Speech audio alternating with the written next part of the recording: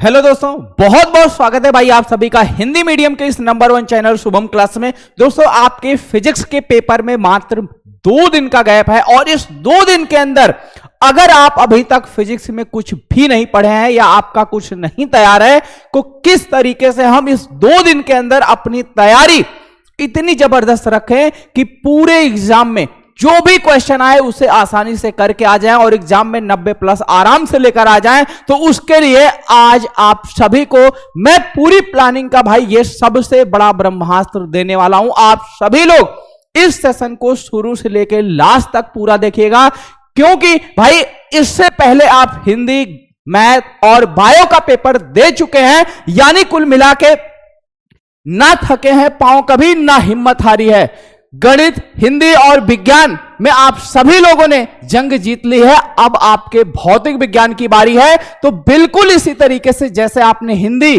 Bio और math में एकदम जो कुछ भी पढ़ाया गया लास्ट मोमेंट पे वो सारी चीजें आपके एग्जाम में आई, अब आपके उसी तरीके से बेटा फिजिक्स की बारी है। और एक एक चीज फिजिक्स का हम किस तरीके से तैयार करने वाले हैं, ये सारी प्लानिंग आपको मैं पहले ही बता दे रहा हूं बेटा। इसी तरीके से अगर अंतिम के इस 2 दिन में आप अपनी तैयारी हमारे साथ करते हैं तो आप एग्जाम में आराम से बढ़िया अंक स्कोर कर सकते हैं। तो सबसे पहले भाई आज शाम को आप सभी लोगों के लिए, ठीक है, आज शाम 4 बजे ये क्लास आपकी तो चल ही रही है, लेकिन शाम 6 बजे आपके पूरे फिजिक्स का पोस्टमार्टम करके मैं रख देने वाला हूं।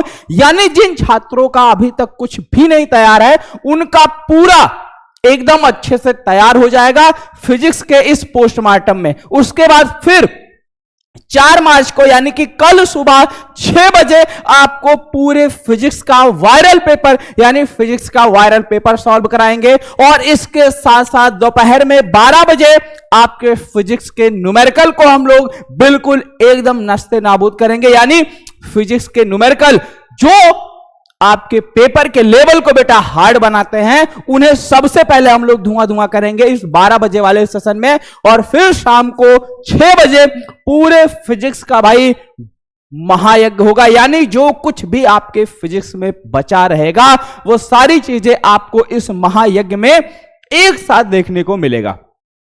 और इतना ही नहीं, अभी आज के इस सेशन में आपको 2 ऐसे बड़े हथियार यानी कि ऐसा बड़ा ब्रह्मास्त्र दे देंगे।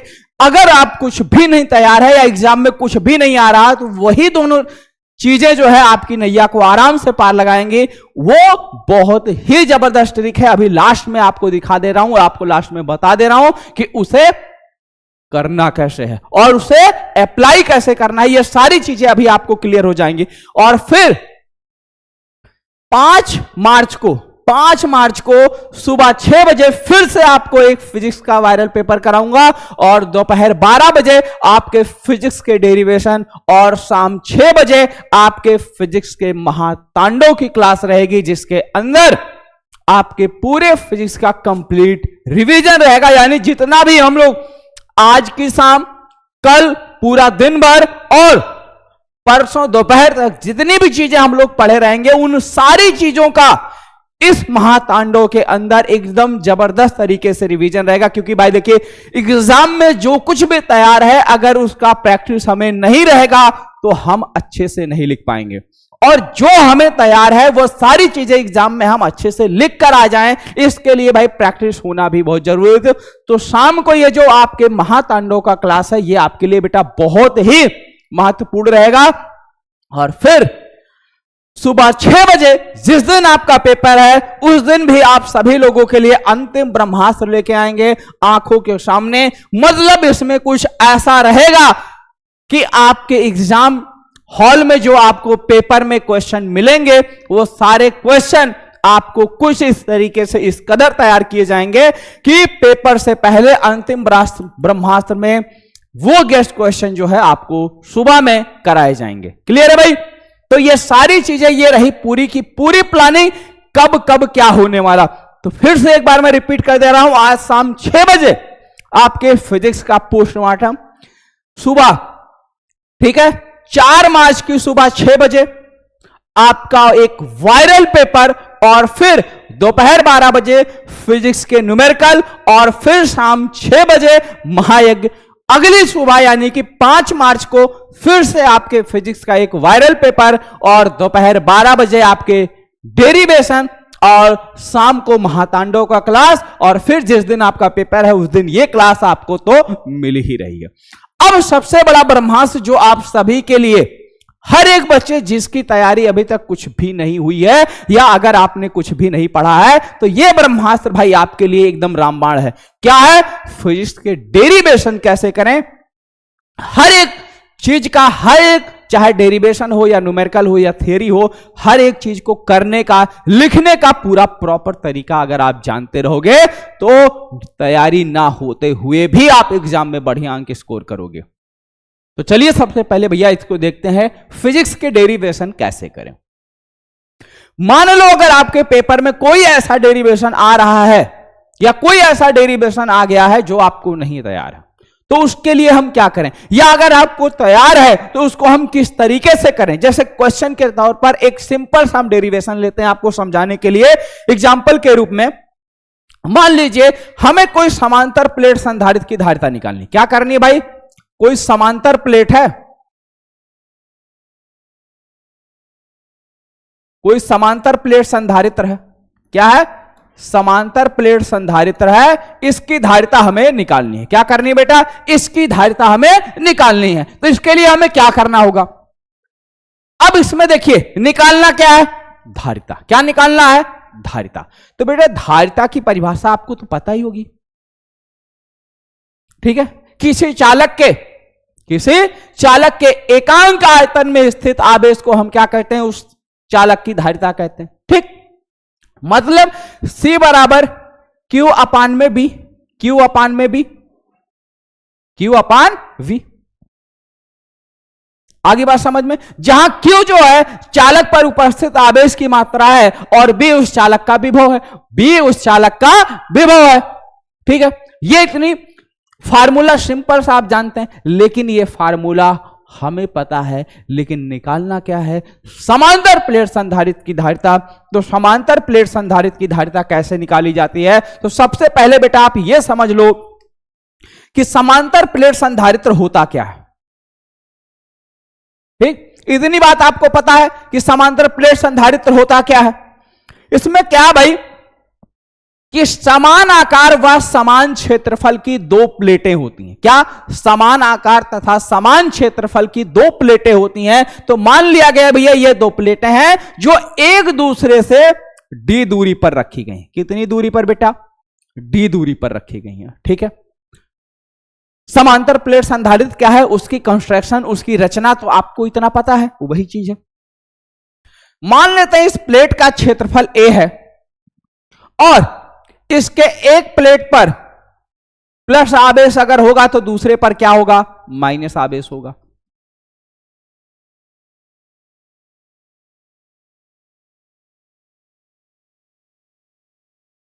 ठीक है। इसका आवेश घनत्व क्या है? सिग्मा है।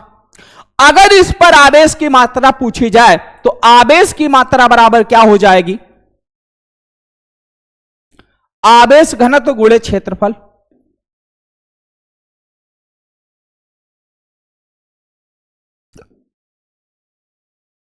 अब कक्षा 10 में जो आप सभी लोग मेंसुरेशन पढ़ते हो, इसमें सारी वही फार्मूले हैं, कुछ अलग से या कुछ नया फार्मूला नहीं लग रहा।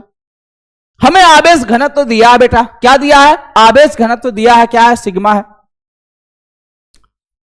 तो इस पर उपस्थित आवेश की मात्रा कितनी हो गई? सिग्मा इंटू ए होगी, समीकरण नंबर 1।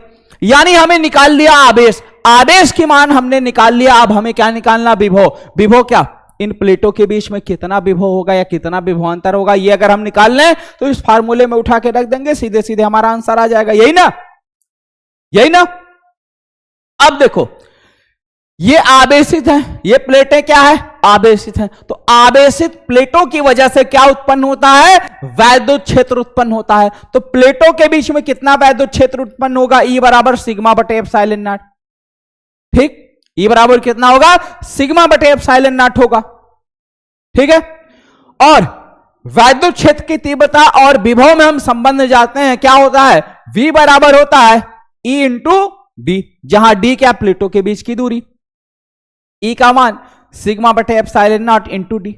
मिल गया, हमें विभव मिल गया और आवेश की मात्रा मिल गई। अब उठा के इसी में रख दो, तो सी बराबर क्या हो गया, सिग्मा इंटू ए बटे एप्सिलॉन नॉट,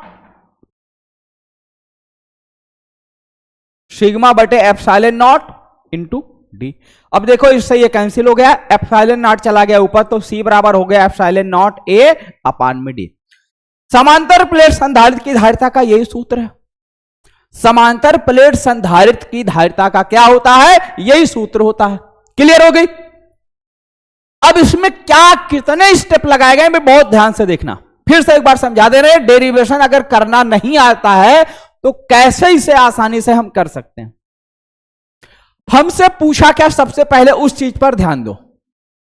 पूछा क्या गया है, सबसे पहले उस चीज पे ध्यान दो। क्या पूछा गया है, समांतर प्लेट संधारित्र की धारिता पूछी गई है। क्या पूछी गई है, समांतर प्लेट संधारित्र की धारिता पूछी गई है। तो अब धारिता अगर पूछी गई है तो धारिता का सूत्र क्या होता है, यह आपको याद होना चाहिए। याद है, C बराबर होता है Q बटे B, यहां Q क्या है, आवेश की मात्रा, और B जो है विभवांतर है या चालक का विभव है।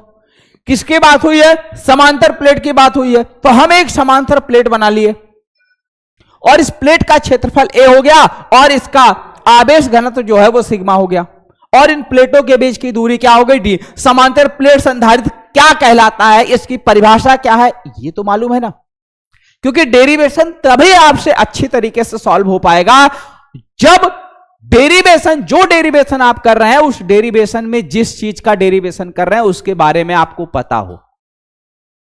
समांतर प्लेट संधारित्र की धारिता निकाल रहे हैं तो मतलब धारिता का सूत्र भी पता हो, समांतर प्लेट संधारित्र क्या होता है वो भी पता हो, तब ना बात बनेगी। तो ये हो गया समांतर प्लेट संधारित्र। ठीक है, यहां से देखो हमने क्या निकाल लिया, Q का मान, हमें क्या चाहिए Q और B, Q का मान निकाल लिया, फिर उसके बाद B का मान निकाल लिया, उठा के समीकरण में रख दिया, हमारा आंसर आ गया। ठीक है, तो इस तरीके से आसानी से हम डेरिवेशन को कर सकते हैं। तो डेरिवेशन के लिए क्या दो रूल सबसे इंपॉर्टेंट निकल के आए, सबसे पहला रूल तो ये आया है कि जो डेरिवेशन हमें करना है उसके बारे में चीजें हमें पहले से पता होनी चाहिए, उसकी परिभाषा और उसका फार्मूला, ये दोनों चीज बिल्कुल क्लियर हो। तो परिभाषा और फार्मूला अगर क्लियर रहेगा तो हम डेरिवेशन के स्टेप को आसानी से प्रोसीड कर सकते हैं। अब अगला सबसे इंपॉर्टेंट चीज, अगर हम बात करें फिजिक्स के न्यूमेरिकल की, तो फिजिक्स के न्यूमेरिकल को किस तरीके से किया जाए। न्यूमेरिकल को करने के लिए बेटा आपको क्या करना होता है, न्यूमेरिकल में अगर देखा जाए तो ज्यादा नहीं, बस तीन सबसे मोस्ट इंपॉर्टेंट चीजें होती हैं। एक वो गिवन यानी दिया क्या है, ठीक है, दूसरा वो निकालना क्या है, फाइंड आउट, निकालना क्या है, तीसरा वो फार्मूला। अब अगर फार्मूला याद हो गया, फार्मूला भी पता हो गया, उसके बाद क्या है, कैलकुलेशन है।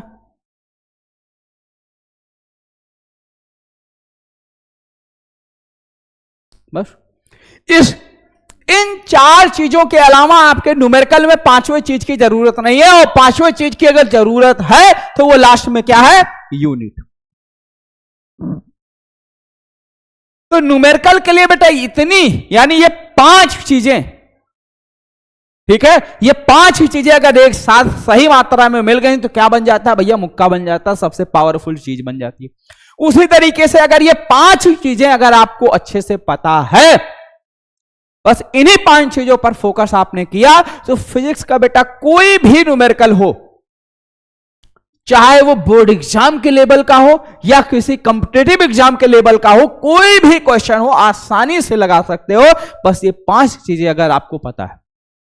और ये पांच चीजें पता कैसे करनी है इस पे ध्यान दो। सबसे पहला काम, क्या दिया है और क्या निकालना है, यानी इन दोनों चीजों के लिए सबसे पहले आपको क्या करना होगा, रीड द क्वेश्चन।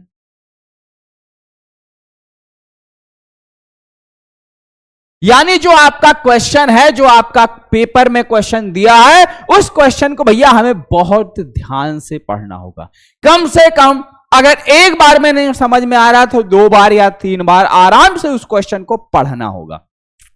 ठीक है, फिर जब उसे आसानी से बिल्कुल ध्यान से पढ़ोगे तब आपको समझ में आएगा। अभी एग्जाम्पल दिखा रहा हूं, एक ऐसा क्वेश्चन लेके आ रहा हूं जो आसानी से आप कर लोगे।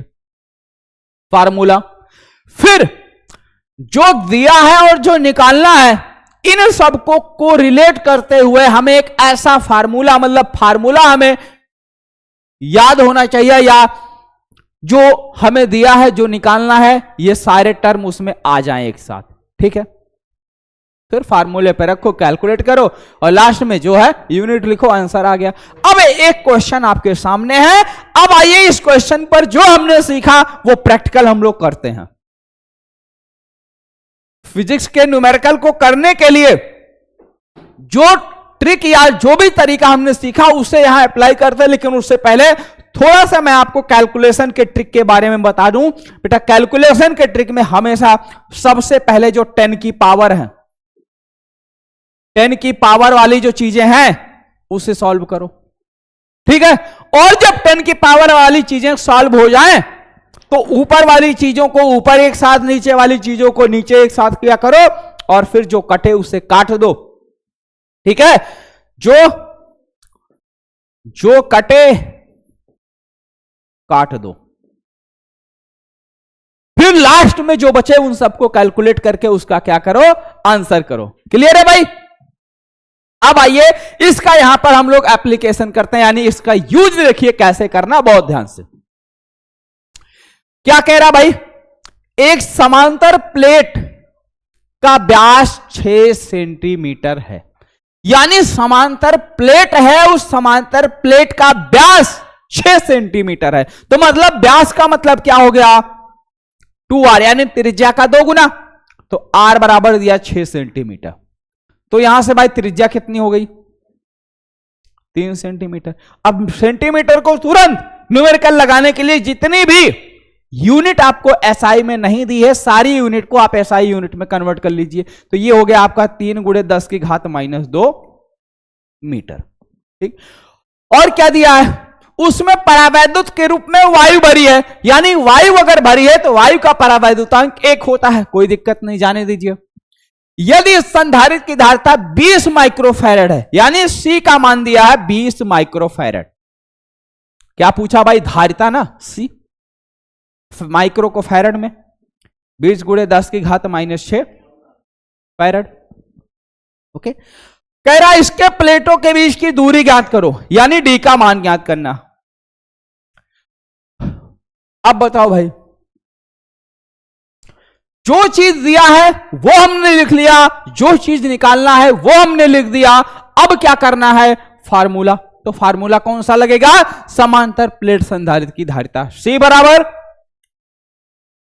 ε0 A/d। हमसे पूछा क्या है, डी, तो सबसे पहले इसको डी यहां भाग में, इधर आएगा गुणे में, तो डी बराबर ε0 A/c। अब सबकी वैल्यू, ε0 क्या है, निर्वात की वैद्युतशीलता है, और इसका जो मान होता है याद रख लो भाई, 8.85 × 10 की घात -12। तो ये हो गया 8.85 × 10 की घात -12 गुणे। ए क्या है, त्रिज्या हमें दिया, तो क्षेत्रफल कितना हो जाएगा, πr², πr²। आर की वैल्यू अभी रख देते हैं। सी का मान दिया है 20 × 10 की घात -6, 8.85 × 10 की घात -12। पाई का मान 22/7 या 3.14, जो भी रखना चाहते हो रख लो, 3.14 गुणे आर का मान 3 × 10 की घात -2 का होल स्क्वायर बटे 20 × 10 की घात -6।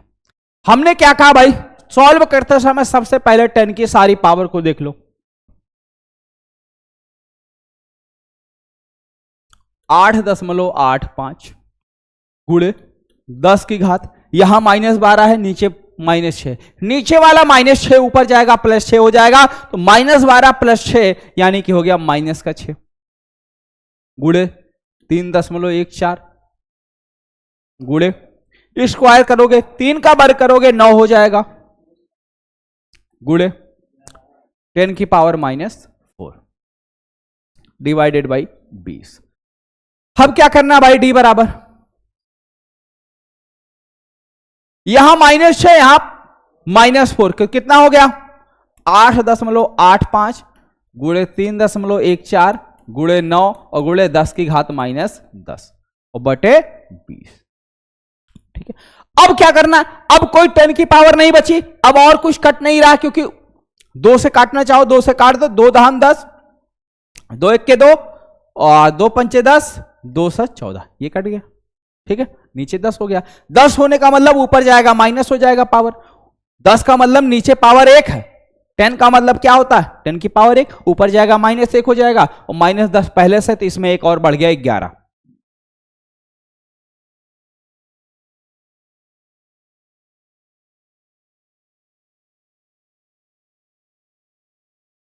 गुणे 10 की घात -11 मीटर। अब इन सब का क्या करो, गुणा कर लो, इन सबको आपस में क्या करो, गुणा कर लो एक साथ। गुणा करने के लिए जो दशमलव लगा है, दशमलव को भूल जाओ, दशमलव हटाओ, ऐसे सिंपल गुणा कर लो। उसके बाद फिर क्या करो, गुणा करने के बाद जितना आता है 1 2 3 4, 4 अंक पे दशमलव है, पीछे से गिनो 4 अंक पे दशमलव लगा दो और गुणे 10 की घात -11 मीटर, यही हमारा क्या हो जाएगा, आंसर हो जाएगा। ठीक है भाई, तो इस तरीके से हम आसानी से कोई भी न्यूमेरिकल दिया रहे उसे अच्छे से कर सकते हैं। क्लियर, एकदम बात समझ में आ गई भाई सभी लोग? तो सभी लोग भाई शाम 6 बजे तैयार रहिएगा फिजिक्स के पोस्टमार्टम के लिए। ये आपकी थी पूरी की पूरी प्लानिंग, और इसके साथ साथ न्यूमेरिकल व डेरिवेशन कैसे करें, ये इसकी ट्रिक थी। फिलहाल अगर अभी भी आपको न्यूमेरिकल या डेरिवेशन में कोई दिक्कत लग रही तो पूरे इस प्लानिंग में न्यूमेरिकल का एक अलग से सेशन है, डेरिवेशन का एक अलग से सेशन है, वो सारी चीजें आपको वहां अच्छे समझ में आ जाएगी। ठीक है भाई, तो सभी लोग शाम को 6 बजे जरूर हर हाल में बेटा तैयार रहिएगा, क्योंकि अगर आपने फिजिक्स की तैयारी कर ली है थोड़ी बहुत या कुछ नहीं कर पाए हैं, तो भाई अगर तैयारी कर ली हो तो रिवीजन भी बहुत जरूरी है, और अगर आपकी तैयारी नहीं हुई है तब तो आपको हर हाल में 6 बजे का सेशन देखना ही देखना है। ठीक है भाई, तो चलिए मिलते हैं शाम को 6 बजे। सभी लोग तैयार हैं ना? एक बार जल्दी से कमेंट सेक्शन में कमेंट करके जरूर बताइएगा कि यस सर हम लोग तैयार हैं, और एक बार भाई सभी लोग वीडियो को लाइक और सेशन को शेयर कर देंगे। Okay, thank you.